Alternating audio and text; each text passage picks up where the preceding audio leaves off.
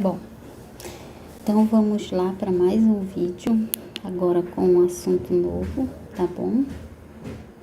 Então, nos vídeos anteriores a gente viu o assunto de derivada, né?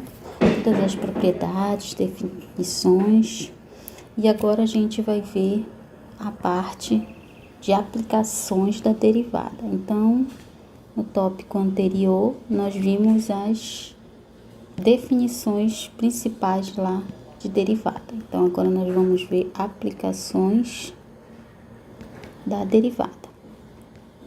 Aqui nós vamos ver duas aplicações principais, que são um algoritmo para a construção de gráficos, que a gente viu no assunto de função e limites, né? Que os gráficos eram feitos através de uma tabelinha, que eu fazia o x e y, os valores, e ia plotando ponto a ponto.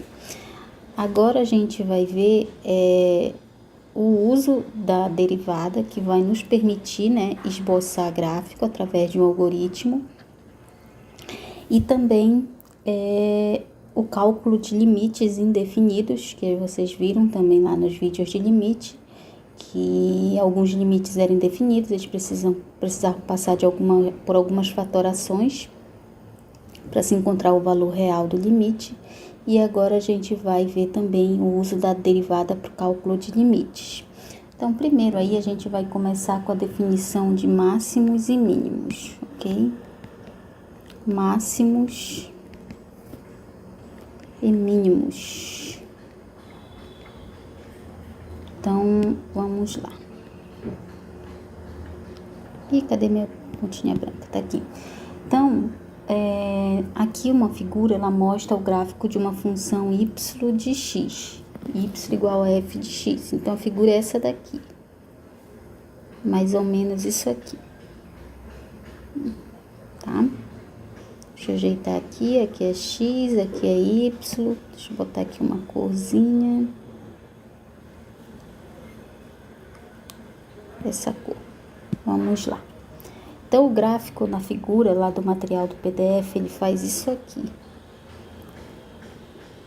Faz isso. Depois faz isso, né? Aí faz isso. E faz isso. Mais ou menos isso. Faz isso aqui, tá?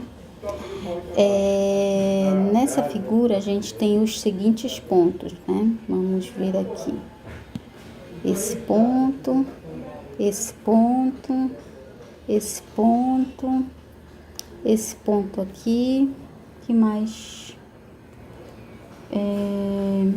Tem esse ponto. Marcar alguns pontos aqui, tá? Então, os pontos marcados lá na figura em PDF é esse ponto, que é o x1, esse ponto aqui, que é o x2, esse ponto bem aqui, que é o x3, e esse ponto aqui, que é o x4. E essa linha rosa aí representa a minha função y igual a f de x, essa curva aí, toda cheia dessas angulações aí, tá? Esses pontos x1, x2 e x3 e x4 são chamados pontos extremos da função, tá? x1, vamos lá, x1, x2, x3 e x4 são pontos extremos da função, tá? São pontos extremos da função. F de x, no caso, essa função aí, y igual a f de x. Os valores da função nesse ponto, os valores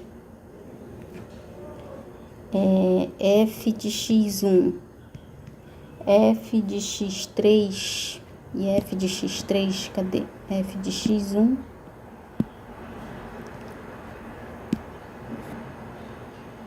e f de x3, eles são chamados máximos relativos, tá? São chamados máximos relativos. Vamos já ver por quê. Máximos relativos. Outra observação aí. Já os valores f de x2 e f de x4 são chamados de mínimos relativos, tá? São chamados mínimos relativos. Como é que a gente vai observar isso no gráfico? Vamos lá. Então, aqui, nesse gráfico, no x1, bem aqui, eu vou ter a imagem que é o f de x1, ó. Esse ponto aqui, x2, eu vou ter essa imagem que é o f de x2. Esse ponto aqui, x3, vai ter essa imagem, né, que é o f de x3. E esse ponto aqui, de x4, vai ter uma imagem y, que é o f de x4. Então, aqui, os pontos x1, x2, x3 e x4 são extremos da função. Por que eles são extremos da função? Porque eles são máximos e mínimos da função. Eles atribuem valores máximos e mínimos à função, ó. Esse x1 aqui, ele atribui um máximo. Esse x2 atribui um mínimo. Esse x4 atribui um mínimo e esse x3 atribui um máximo, ok? Então, a gente pode observar que essa função, ela tem dois pontos máximos, né? Máximos. E tem